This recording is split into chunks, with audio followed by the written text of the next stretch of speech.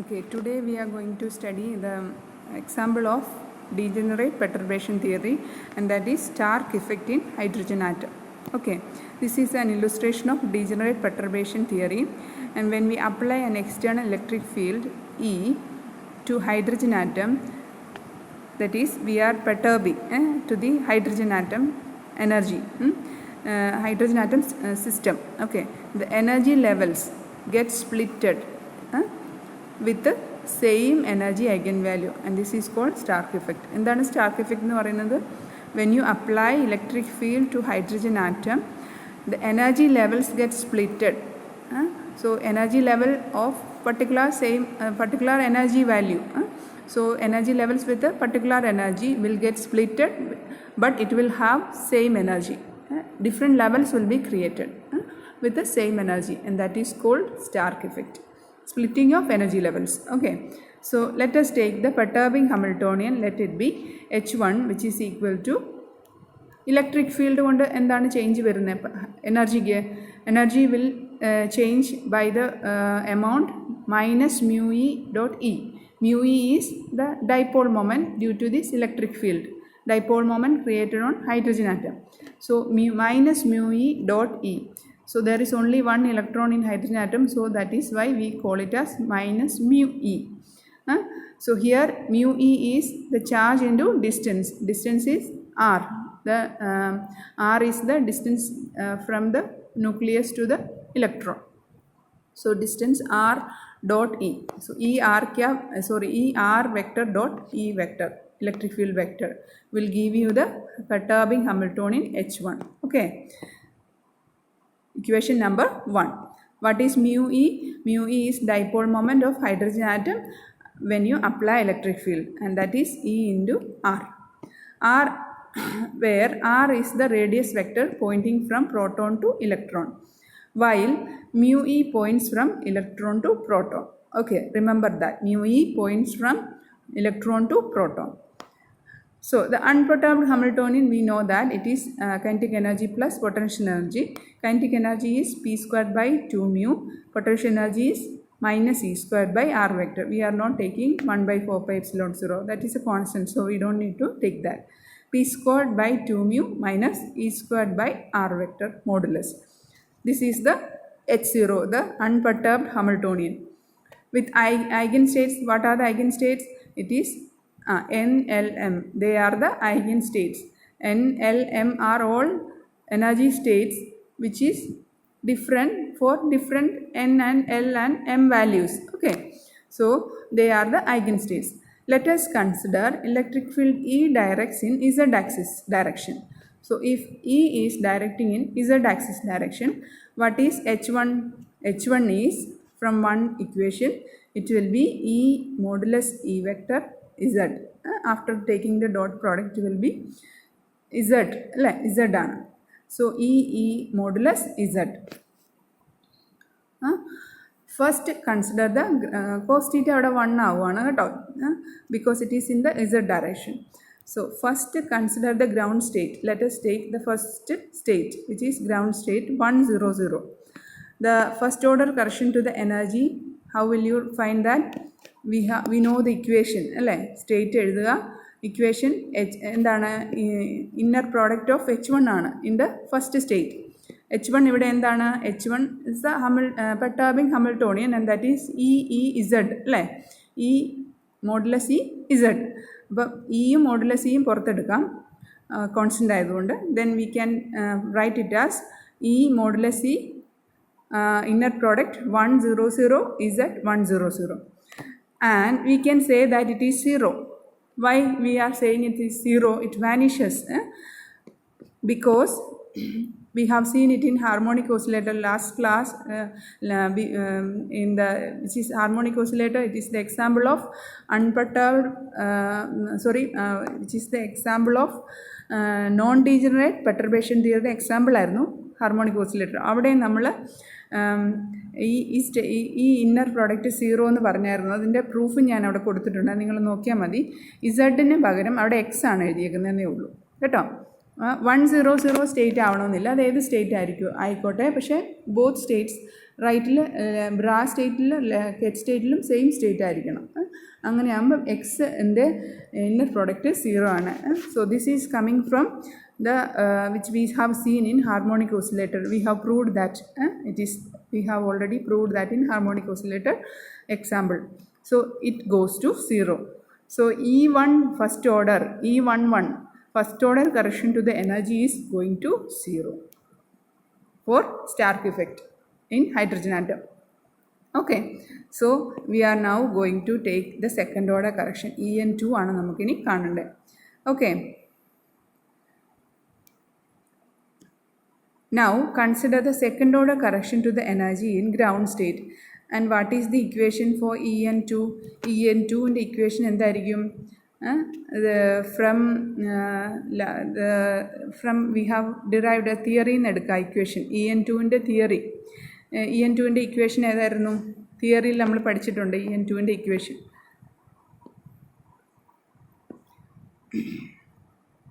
ഇവിടെ നമുക്ക് മെട്രിക്സ് ഫോമിലാണ് എഴുതിയിരിക്കുന്നത്. En2ൻ്റെ ഇക്വേഷൻ നമ്മൾ പഴയ നോൺ ഡീജനറേറ്റ് കേസിലെ En2ൻ്റെ ഇക്വേഷൻ തന്നെ എടുക്കാം. അത് നോക്ക്, ഇതാണ് അല്ലേ En2 ഇക്വേഷൻ 17. നോക്ക്, sigma M prime psi M0 H1 psi N0 modulus square divide by En0 minus EM0. ഈ ഇക്വേഷൻ തന്നെയാണ് ഞാൻ എഴുതുന്നത്. പക്ഷേ ഇവിടെ സ്റ്റേറ്റ് നമ്മൾ എടുക്കേണ്ടത് 100 ആണ് സ്റ്റേറ്റ്. ഫസ്റ്റ് ഗ്രൗണ്ട് സ്റ്റേറ്റ് അല്ലേ, അപ്പം സൈ M0ക്ക് വരാം 100 എന്ന് എഴുതണം. സൈ N0 അതുപോലെ തന്നെ നമുക്കൊന്ന് നോക്കാം. അപ്പോൾ നമ്മുടെ ലീനിയർ കോമ്പിനേഷനും എടുക്കണം ഡീജനറേറ്റ് കേസ് ആയതുകൊണ്ട്. So let us move. Okay, here En2 is sigma. അപ്പോൾ ലീനിയർ കോമ്പിനേഷൻ എടുക്കണം. Sigma n not equal to 1 LM. അതെന്താണ് n നോട്ട് ഈക്വൽ ടു 1 എന്ന് എഴുതിയത് പറയാം ഞാൻ. Why we have written n not equal to 1. All the other values we have taken. Then H1ന് പകരം എന്താണ്? H1ന് പകരം എന്താണ് അവിടെ വരിക? മോഡുലസ് സ്ക്വയർ അല്ലേ വരുന്നത് ഇവിടെ. En2ൻ്റെ ഇക്വേഷൻ നോക്കി. En2 ഒന്നുകൂടെ ഞാൻ കാണിക്കാതെ, മോഡുലസ് സ്ക്വയർ അല്ലേ വരുന്നത്. നോക്കി കണ്ടോ, sigma M modulus of inner product H1 square ആണ്. സോ സ്ക്വയർ വരുന്നതുകൊണ്ടാണ് നമ്മൾ ഇവിടെ ഇ സ്ക്വയറും മോഡുലസ് ഇ സ്ക്വയറും എഴുതിയേക്കുന്നത്. നോക്കിയേ, ഇവിടെ ഇ സ്ക്വയറും മോഡുലസ് ഇ സ്ക്വയറും എഴുതിയേക്കുന്നത് കണ്ടോ. So it is the square term. So sigma n not equal to 1 LM e square modulus e square modulus of NLM. അപ്പോൾ ലീനിയർ കോമ്പിനേഷനുള്ള എല്ലാ ടേമും ആദ്യത്തേതിൽ വരും. പിന്നെ ഗ്രൗണ്ട് സ്റ്റേറ്റ് ആണ് രണ്ടാമത്തെ കെറ്റ് സ്റ്റേറ്റ് വരിക. So NLM Z 100 modulus square. പിന്നെ താഴെ EK0 മൈനസ് EN0 ആയിരുന്നു. ഇവിടെ EK എന്ന് പറയുന്നത് 1 ആണ്. ഫസ്റ്റ് സ്റ്റേറ്റിലെ ഗ്രൗണ്ട് സ്റ്റേറ്റിലെയാണ് നമ്മളിപ്പം എടുക്കുന്നത് സെക്കൻഡ് ഓർഡർ കറക്ഷൻ അല്ലേ. Second order correction to the energy ground സ്റ്റേറ്റിലെയാണ് എടുക്കുന്നത്. അതുകൊണ്ട് E10 എന്ന് എഴുതുക. E10 minus EN0. Okay, so ഇവിടെ താഴെ ഡിനോമിനേറ്റർ നോക്കിയേ, E10 മൈനസ് EN0 അപ്പം n 1 ആവുകയാണെങ്കിൽ E10 മൈനസ് E10 എന്ന് വരത്തില്ലേ. അപ്പം അത് ഡിനോമിനേറ്റർ 0 ആയിപ്പോവും. The term will go to infinity. That is why we have written summation over n not equal to 1. Okay, n not equal to 1 LM എന്ന് എഴുതിയതിൻ്റെ കാരണം അതാണ്. So we got the second order correction to the energy in equation 4. If n is equal to 1, the denominator becomes 0. So we take n not equal to 1. So when we apply electric field to hydrogen atom, the energy shift is proportional to modulus electric field square. Okay, we have found that. Let us now consider the first excited states. ഇപ്പം ground സ്റ്റേറ്റിൻ്റെ കഴിഞ്ഞു. First order correction energy 0 ആണെന്ന് പറഞ്ഞു. Second order correction to the energy we have found it already. Okay, now next we take first excited state, that is n is equal to 2 and there is 4-fold degeneracy ignoring spin. അത് ഏതൊക്കെയാണ് ആ degenerate States എന്ന് നോക്കാം നമുക്ക്. Same energy value ഉള്ള 4 States ഏതൊക്കെയാണ്? The 4 degenerate states are N2 ആകുമ്പം 2 0 0 പോസിബിളാണ് അല്ലേ, 2 1 0 പോസിബിളാണ്, 2 1 1 പോസിബിളാണ്, 2 1 -1 പോസിബിളാണ് അല്ലേ. എം വേരി ചെയ്യുന്ന -L to +L ആണ്. സോ -1 M 0 അല്ലേ. സോ -1 1 0 ഇതാണ് വേരി ചെയ്യുന്ന വാല്യൂ, എമ്മിൻ്റെ variation. So we have 4 degeneracy is there. Constructing the 4x4 matrix അത് നാളെ താഴെ എഴുതിയിട്ടുണ്ട്. H1ൻ്റെ 4x4 matrix in these 4 degenerate States. I have written that equation number 5. Now, by using equation 3, we can say that all the diagonal elements are 0. Okay, all the diagonal elements രണ്ട് സൈഡിലെ കെറ്റ് സ്റ്റേറ്റും ബ്രാ സ്റ്റേറ്റും same ആണ് അല്ലേ. അങ്ങനെ വരുമ്പം നമ്മൾ already equation 3യിൽ പറഞ്ഞായിരുന്നു. Equation 3 പറഞ്ഞായിരുന്നു same state വരുമ്പം എന്താണ് ഹാമിൽട്ടോണിയൻ്റെ ഇന്നർ പ്രോഡക്റ്റ്, അതായത് പെർട്ടർബിംഗ് ഹാമിൽട്ടോണിൻ്റെ ഇന്നർ പ്രോഡക്റ്റ് വാനിഷ് ചെയ്യുമെന്ന് പറഞ്ഞായിരുന്നു. അപ്പം നമുക്കിവിടെ ഡയഗണൽ എലമെൻറ്റ്സ് എല്ലാം 0 ആണെന്ന് പറയാം ഇക്വേഷൻ 5ലെ. അതുപോലെ തന്നെ വേറെയും കുറേ എലമെൻറ്റ്സ് ഇവിടെ 0 ആവുന്നുണ്ട്. അത് നമുക്ക് എങ്ങനെയൊക്കെയാണെന്ന് നോക്കാം. The expectation value vanishes for hydrogen atom with a definite angular momentum L. Angular momentum L definite ആയിട്ടുള്ള വാല്യൂ ഉള്ളതിനെല്ലാം 0 ആയി പോകും. That is all the matrix elements where the ket and the bra have same L. Same L ആണെങ്കിൽ അത് vanish ചെയ്യും. Thus, the only non-zero matrix elements are the off-diagonal elements in the first row and first column. First റോയിലും first കോളത്തിലും ഉള്ള terms മാത്രമേ non zero ആയിട്ടുള്ളൂ. എല്ലാ diagonal എലമെൻറ്റ്സും 0 ആണ്. അപ്പം ബാക്കിയെല്ലാം 0 ആണെന്നാണ് അർത്ഥം. ഇത് definite angular momentum L equal ആയിട്ടുള്ളതിൻ്റെ 0 ആവുന്നത് അതിൻ്റെ പാരിറ്റിയുടെ ഇത് വെച്ചിട്ടാണ്. അത് നിങ്ങൾ കൂടുതൽ ചെക്ക് ചെയ്യേണ്ട. അതിന് ചെക്ക് ചെയ്യണമെങ്കിൽ പഴയ ചാപ്റ്ററുകളിലേക്കൊക്കെ നോക്കണം. ഞാനത് നോക്കിയായിരുന്നു, നിങ്ങളതൊന്ന് അറിഞ്ഞിരുന്നാൽ മതി കേട്ടോ. When both ket and bra have same L value, the term inner product will become 0. You just need to remember that. Okay, as the electric field E is in Z direction. ഇനി നമുക്ക് വേറെ കുറച്ച് terms കൂടെ 0 ആവുന്നുണ്ട്, അതാണ് പറയാൻ പോണേ. As the electric field E is in Z direction, rotation നടക്കുമ്പം H1 is invariant under rotation. Rotation generator ആരാ? LZ അല്ലേ. റൊട്ടേഷൻ ജനറേറ്റർ LZ ആണ് in Z direction. So rotation ജനറേറ്ററുമായിട്ടുള്ള എന്താണ് കമ്മ്യൂട്ടേഷൻ 0 ആയിപ്പോവും H1ൻ്റെ. It will commute with H1. Rotation operator will commute with H1 because the electric field is applied in Z direction. So it will commute with the LZ. So H1 LZ is 0. That means H1 LZ minus LZ H1 is 0. So from that you can write as M minus M prime H cut. LZ-ൻ്റെ eigen value എന്താണ്? M H cut അല്ലേ. So you can write like this: M minus M prime H cut NLM Z. Z എന്താണ്? H1ൻ്റെ H1ൽ ഉള്ള ടേമാണ്. H1ൽ ഈ modulus E Z അല്ലേ. അതിൽ ഈ modulus E നമ്മളൊന്നും എടുക്കേണ്ട, അത് കോൺസ്റ്റൻ്റ് ആണ്. പിന്നെ നമുക്ക് ആകെ വേണ്ടത് Z മാത്രമേ ഉള്ളൂ. So NLM NL prime M prime Z NLM is equal to 0. That means M will not be equal to M prime. അത് രണ്ടും ഈക്വൽ ആവത്തില്ല. So what will be 0? NL prime M prime Z NLM will be 0. That means the matrix elements with the different M's are vanishing. കണ്ടോ? അപ്പം ഇതിനകത്ത് different M ഉള്ള terms vanish ആയി പോകും. പിന്നെ ആകെ നോൺ സീറോ ആയിട്ടുള്ളത് only non zero matrix element we need to evaluate is 2 0 0 H1 210 and 210 H1 200. അതായത് ഫസ്റ്റ് റോയിലെ സെക്കൻഡ് എലമെൻറ്റും ഫസ്റ്റ് കോളത്തിലെ സെക്കൻഡ് എലമെൻറ്റും മാത്രമേ നോൺ സീറോ ആയിട്ടുള്ളൂ. When you evaluate that, you will get 200 H1 210, which is Z ആണ്. ഇസഡിനെ R cos θ എന്ന് കൊടുക്കാം അല്ലേ. 0 to infinity over the whole volume. അപ്പം സ്ഫെറിക്കൽ പോളാർ കോർഡിനേറ്റ്സിൽ അത് ഇൻ്റഗ്രേറ്റ് ചെയ്യുമ്പം A0 എന്ന് കിട്ടും. A0 3A0 എന്ന് കിട്ടും. -3A0. അതെന്താണ്? A0 is Bohr radius. So you just need to remember. So -3E modulus E A0 will be the answer. So you can substitute that in the matrix. Equation 5 becomes that matrix. You just see that. Okay. ഇനി നമ്മൾ n2 കൊടുക്കുകയാണെങ്കിൽ നമുക്ക് eigen value equation എങ്ങനെ എഴുതാം? ഈ matrix, അതായത് eigen value equation എന്ന് പറയുന്നത് ഏതാ? ഈ മെട്രിക്സ് കൊണ്ട് എഴുതിയ നമ്മൾ ഇക്വേഷൻ ഉണ്ടല്ലോ, ആദ്യം എഴുതിയ ഇക്വേഷൻ നമ്മളിവിടെ അത് എഴുതിയിട്ടില്ല അല്ലേ? ഇക്വേഷൻ എങ്ങനെ എഴുതുന്നത്?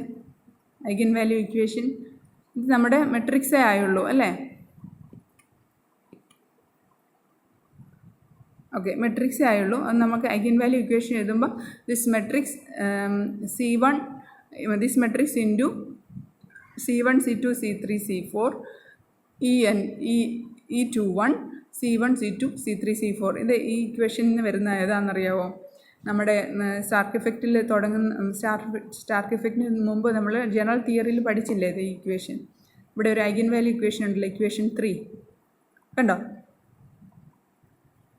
ഈ ഇക്വേഷനിൽ നിന്നാണ് അത് എഴുതേണ്ടത്. ഇതാണ് ഐഗൻ വാല്യൂ ഇക്വേഷൻ, ഇക്വേഷൻ 3 കണ്ടോ? Equation 3 5nj0 h1 5n0 where summation over is also there I1 to 2. അപ്പോൾ നമുക്ക് മെട്രിക്സ് ആണ്, മെട്രിക്സ് 1 to 2 നമുക്ക് എഴുതി. അത് ഇക്വേഷൻ 4 അത് എഴുതിയിട്ടുണ്ട്, മെട്രിക്സ് ഫോമിൽ തന്നെ എഴുതിയിട്ടുണ്ട്. അപ്പോൾ ഇക്വേഷൻ 4 ആണ് നമ്മളിവിടെ എഴുതിയേക്കുന്ന ഈ ഇക്വേഷൻ. ഏതാ? ഇത് for n is equal to 2 എന്ന് പറഞ്ഞിട്ട് എഴുതിയിട്ടുള്ള മെട്രിക്സ് ഇക്വേഷൻ കണ്ടോ? So from that this is the eigenvalue equation for degenerate perturbation theory and for the second level, second energy level. So for getting the solution of this equation, ഇതിന് solution കണ്ടുപിടിക്കണമെങ്കിൽ നമുക്ക് ഇതിൻ്റെ a minus lambda I എന്നുള്ള modulus a minus lambda I determinant എടുക്കാം. അങ്ങനെ lambda ആണ് അവിടെ eigen value വരിക. സോ ഈ a minus lambda I modulus is equal to 0 എന്ന് പറഞ്ഞ് നിങ്ങൾ പഠിച്ചിട്ടില്ലേ? ഡയഗണലൈസ് ചെയ്തിട്ട് ചെയ്യാൻ a minus lambda I, a is the matrix, lambda is the eigen value, I is the identity matrix. Okay, is equal to 0. ആ ഇക്വേഷനിലേക്ക് determinant, അതായത് a minus lambda I determinant ആണ് കേട്ടോ. അപ്പോൾ a മൈനസ് ലാംഡ ഐ ആണ് ഈ ചെയ്തേക്കുന്നത്. a is the matrix, minus lambda I എന്ന് പറയുമ്പോൾ ലാംഡ ഇവിടെ E21 ആണ്. അപ്പം അതിൻ്റെ ഡിറ്റർമിനൻ്റ് എടുത്തിട്ട് 0 കൊടുക്കുക, എന്നിട്ട് നമ്മൾ സൊല്യൂഷൻ കണ്ടുപിടിക്കാം. അപ്പം so the 4 values of first order shifts are ഏതാണ്? ഈ സെക്കൻഡ് എനർജി ലെവലിൻ്റെ N2-ൻ്റെ N2-ൻ്റെ 4 സ്പ്ലിറ്റഡ് എനർജി ലെവൽസ് ആണ് ഇപ്പം കാണിച്ചത്. സ്റ്റാർക്ക് ഇഫക്റ്റ് നടന്നു അല്ലേ? സ്റ്റാർക്ക് ഇഫക്റ്റിൽ N2 സ്പ്ലിറ്റ് ചെയ്തു 4ആയിട്ട്. ആ 4 എണ്ണത്തിൻ്റെയും എനർജിയാണ് from the above equation, determined ഇക്വേഷനിൽ നിന്ന് കിട്ടുന്നതാണിത്. 0 പോസിബിളാണ്, 0 പോസിബിളാണ്, 3E_A0 -3E_A0. പിന്നെ ഒരു ചിത്രം കൂടെ ഉണ്ട്, അത് ഞാൻ നിങ്ങൾക്ക് ഇതിൻ്റെ കൂടെ നോട്ടിൽ അയച്ചു തരാം.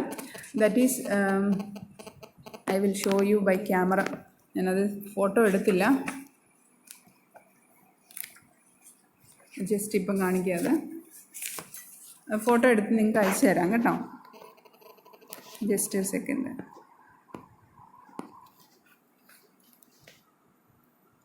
കണ്ടോ? അത് ഈ പിക്ചർ കണ്ടോ? ഈ പിക്ചറിൽ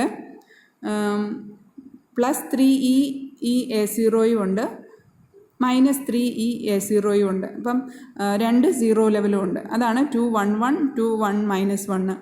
പിന്നെ -3E_A0-യിലുള്ളതാണ് 210, 200യുടെ ലീനിയർ കോമ്പിനേഷൻ വരുന്നത്. 1/√2, 210, 1/√2, 200. And the other one +3E_A0 വരുന്ന EE_A0 വരുന്നത് 1/√2, 210 -1/√2, 200. So the splitting happens only to 3 levels. ഒരു ലെവൽ 3 ലെവൽസ് ആയിട്ടാണ് സ്പ്ലിറ്റിംഗ് നടക്കുന്നത്. പക്ഷേ 4 എനർജി ലെവൽസ് 4 എനർജി സ്റ്റേറ്റ്സ് ആണ് അവിടെ പോസിബിൾ ആയിട്ടുള്ളത്. അത് നമ്മൾ ഓൾറെഡി പറഞ്ഞു. 210, 200, 211, 21 -1. അത് പോസിബിൾ ആയിട്ടുള്ള കോമ്പിനേഷനിൽ 3 സ്പ്ലിറ്റിംഗ് ആണ് ഇവിടെ കാണിച്ചേക്കുന്നത്. ഓക്കെ, 3 എനർജി ലെവലായിട്ട്. sorry.